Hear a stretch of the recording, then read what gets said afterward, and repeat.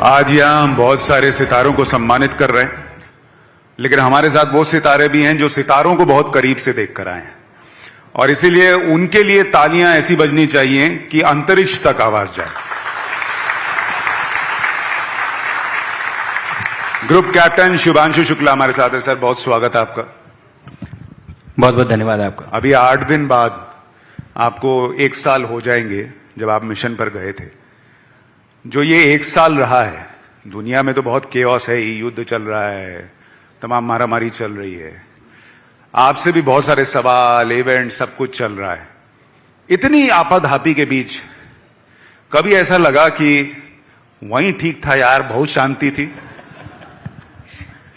शायद हर क्षण ऐसा लगता है कि वहां बहुत ठीक था, बहुत शांति थी, लेकिन शायद यही एक तरीका है कि हम ह्यूमंस जब हम कहते हैं तो हर चीज टॉलरेट करने की और हर चीज को झेलते हुए आगे बढ़ने की क्षमता है हमारे अंदर। तो ये तो ऐसे ही रहेगा, बट हाँ, शांति चाहिए तो आपको वहीं जाना पड़ेगा। लेकिन ये जो हमारा मिशन है, इस पर भी मैं बात करूंगा, लेकिन बहुत सारे ऐसे सवाल है जो मन में आते हैं जब भी हम मिशन की बात करें या आपसे जब भी कोई मिलता है तो ये जरूर पूछता होगा कि वो जो मोमेंट था कि आप, वैसे तो आप फाइटर जेट्स भी उड़ा चुके हैं, फाइटर जेट उड़ाने और स्पेस मिशन पर जाने में, उस रॉकेट में बैठने में कितना फर्क लगता है, और जब वो उड़ने वाला था, वो लास्ट 30-60 सेकेंड अंदर क्या चल रहा था? हाँ, तो जब मैं बैठा था रॉकेट में तो मेरे मन में कोई फर्क नहीं था। मुझे ये लग रहा था कि ये वैसा ही होगा जैसा कि एक फाइटर जेट जब आप उड़ाते हैं तो जो फीलिंग आती है वैसी ही फीलिंग आएगी। लेकिन मैं जितना भी तरीके से गलत हो सकता हूं, मैं उतनी तरीकों से गलत था, बिकॉज एक रॉकेट लॉन्च जो है वो कहीं ज्यादा पावरफुल और कहीं ज्यादा डायनेमिक होता है एक फाइटर एयरक्राफ्ट उड़ाने से। सो वो सडनली शुरुआत के जो 30 सेकंड थे जब वो इग्निशन हुआ, वो 30 सेकंड शायद सबसे ज्यादा शॉकिंग थे मेरे लिए पूरे मिशन में। फ्रॉम लॉन्च क्या हो रहा था, क्या फीलिंग थी, और अंदर वो बेसिकली मेरी जो एक्सपेक्टेशन थी कि ये जितना फास्ट होगा या ये जितना फोर्स मुझे फील होगा, वो मैंने अपने मन में बहुत ही कम उसे आंका था, बहुत ही कम समझा था। बट ये बहुत ही अलग लेवल का था, क्योंकि अगर आपको फिगर्स बताऊं मैं तो 8.5 मिनट में, 8.5 मिनट्स में आप 0 किलोमीटर पर आवर से 28,500 किलोमीटर पर आवर की स्पीड पकड़ते हैं। सो ये जो एक्सेलरेशन है, ये जो ट्रांजिशन है, ये बहुत ही ज्यादा बहुत फास्ट है। तो ये 0 से जब 28,000 किलोमीटर प्रति घंटे की रफ्तार आप पकड़ रहे हैं, थोड़ा सा अगर आप और डिटेल में बताएं, शरीर में क्या होता है? ये एक्सेलरेशन है। जब भी आपको एक्सेलरेशन फील होता है तो आपका शरीर, चूंकि आप लेटे हुए हैं कैप्सूल में, सीट पे, बैक पे, तो आपका शरीर जो है वो दबता है, आपके चेस्ट जो है वो कंप्रेस हो जाता है, आपके लंग्स कंप्रेस हो जाते हैं, तो आप सांस नहीं ले पाते। नॉर्मल जैसे हम अभी बैठ के सांस ले रहे हैं, इस तरह से आप सांस नहीं ले सकते। आपको अपने पेट से सांस लेनी होती, तो उसकी ट्रेनिंग होती है, आप पहले उसकी ट्रेनिंग करते हैं।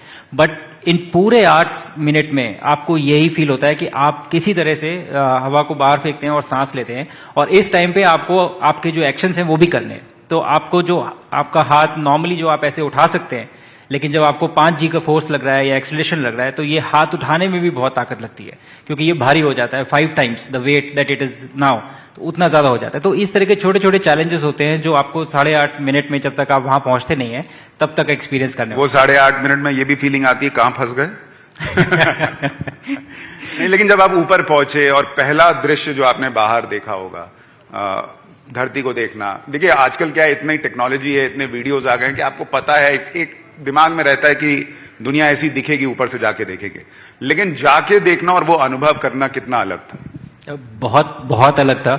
और इसीलिए जब आप पहली बार पहुंचते हैं तो वो जो आपके अंदर जो भावना है, पहले से आपने वीडियोस देखे हैं या फोटोज देखे हैं, तो वो वैसा बिल्कुल भी नहीं है, वो बहुत अलग है। लेकिन कोई सही तरीका भी नहीं है, कोई सही मीडियम भी नहीं है जिसके थ्रू मैं आपको बता सकूं। Even if I tell you, मैं अगर आपको समझाने की भी कोशिश करूंगा तो वो पॉसिबल नहीं है कि वो कैसा फील होता है। वो बहुत अलग फीलिंग है। It was not the same. मुझे भी बताया था लोगों ने, जो एस्ट्रोनॉट्स फ्लाई कर चुके थे, कि ऐसा दिखेगा, आपको ऐसा फील होगा, बट वो बहुत अलग था। एंड स्पेशली जब पहली बार आप पृथ्वी की तरफ बाहर से देखते हैं तो वो जो पर्सपेक्टिव है, आई डोंट थिंक दैट कि कोई भी ऐसा तरीका होगा जिससे मैं आपको समझा सकूंगा कि वो क्या फीलिंग आती है अंदर, वो आप कैसे उसे महसूस करते हैं। देखिए, पता नहीं भविष्य में शायद स्पेस टूरिज्म आ जाए तो हो सकता है हम में से कई लोग जा पाएं, पता नहीं वो दिन कब आएगा।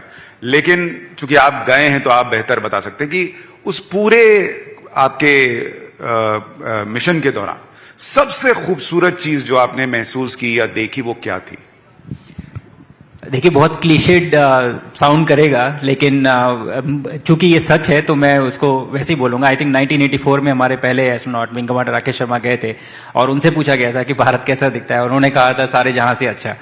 और ये वाकई कई तरीके से सच है, क्योंकि एक तो स्पेशली रात में जब आप पृथ्वी के चारों तरफ घूमते हैं तो एकदम बिल्कुल डार्क है, और अगर आप ओशियन के ऊपर हैं, समुद्र के ऊपर हैं, तो कुछ भी नहीं दिखता।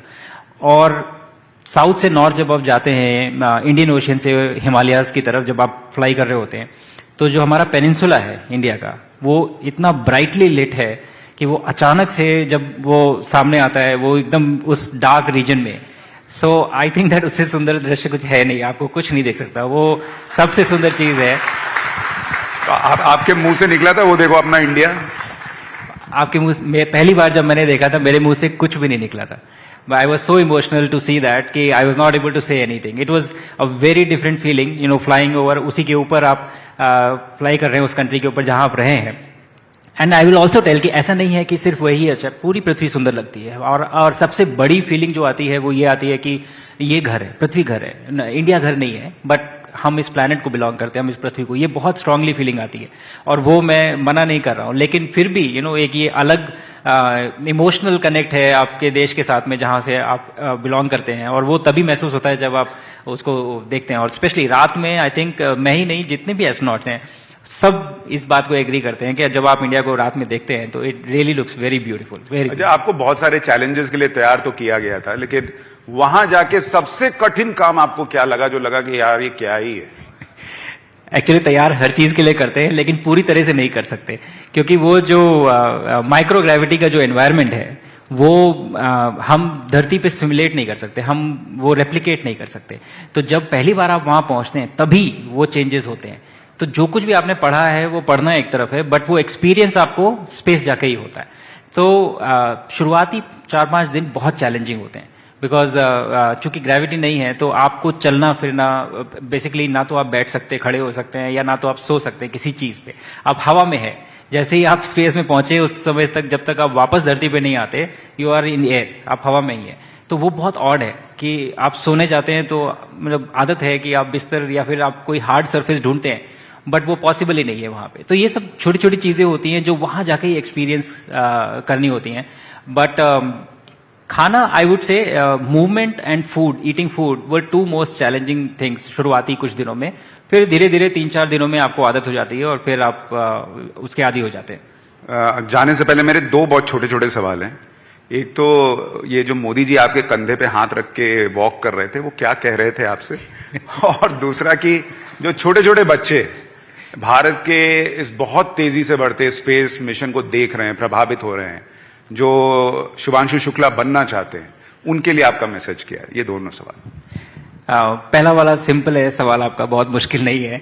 मेरी सर से बात हुई थी जब मैं स्पेस में था, और वहां से मेरी प्रधानमंत्री जी से बात हुई थी, और उसी वार्तालाप में, उसी कॉन्वर्सेशन में उन्होंने मुझे जमीन से ही एक होमवर्क दे दिया था कि आप वहां हैं तो आप ये होमवर्क करके आइएगा वापस। और जब मैं वापस आया तो ऑब्वियसली हमने बात की कि कैसे मिशन हुआ और क्या करना है, बट वो होमवर्क भी उन्होंने चेक किया कि किया कि नहीं किया आपने, जो मैंने आपको दिया था। इसीलिए मोदी जी टास्क मास्टर कहलाते हैं। तो यस, आई थिंक वो मीटिंग भी बहुत इंस्पायरिंग थी, इन द सेंस कि it was not only about कि कैसे हुआ है मिशन, बट हमें आगे क्या करना है एज अ कंट्री, हम कहाँ जाना चाहते हैं और हम कहाँ देखते हैं अपने आप को स्पेस एक्सप्लोरेशन के क्षेत्र में। और दूसरा सवाल जो आपका बच्चों को लेके है, तो हाँ, मुझे आप जरूर यहाँ देखते हैं, शुभांशु शुक्ला जो आप गए अंतरिक्ष में गया के वापस आए हूँ, बट मुझे भेजने के लिए एक बहुत बड़ी टीम लगती है। बच्चे एक्साइटेड हैं और इस बात से मैं बहुत ज्यादा खुश हूँ, बहुत ही ज्यादा कि, और मैंने देखा है वो एक्साइटमेंट, उनके सवाल और जो चीजें वो जानना चाहते हैं। तो मैं ये चाहूंगा कि जैसे अगर हमने अपने देश ने एक डिसाइड किया है कि 2040 तक हम किसी भारतीय को चंद्रमा पे भेजना चाहते हैं, तो इन बच्चों से मेरा ये मैसेज है या ये टास्क है कि आगे से आगे बढ़कर उनको ये भारत के लिए सच करके दिखाना है. Like they should assume this responsibility कि ये हमारी जिम्मेदारी है कि हम भारत को चंद्रमा तक लेके जाएंगे. बिल्कुल, और आप करोड़ों भारतीयों को और बहुत सारे लोगों को इंस्पायर कर रहे हैं और हमारी बहुत शुभकामनाएं हैं कि आप ऐसे इंस्पायर करते रहें. बहुत बहुत धन्यवाद. जोरदार Thank you, sir. तालियां Thank you. शुभांशु शुक्ला जी.